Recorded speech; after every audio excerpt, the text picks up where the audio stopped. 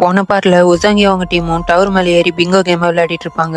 மட்சுகியால நடக்க முடியாதுன்றதுனால 2 பேரையும் ஜாயின் பண்ண மாதிரி உசாங்கி ஒரு ரோப்பை ஜாயின் பண்ணி 2 பேரும் மேலே ஏறி போயிட்டு இருப்பாங்க.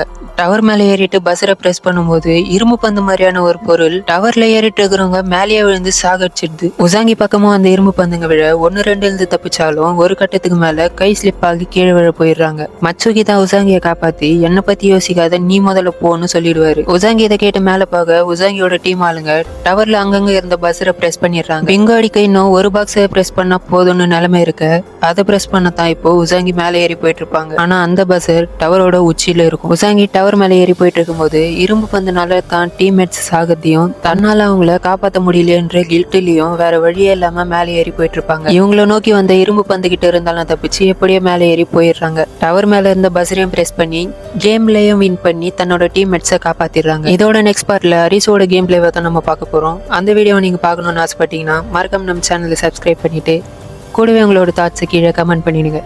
And bye by.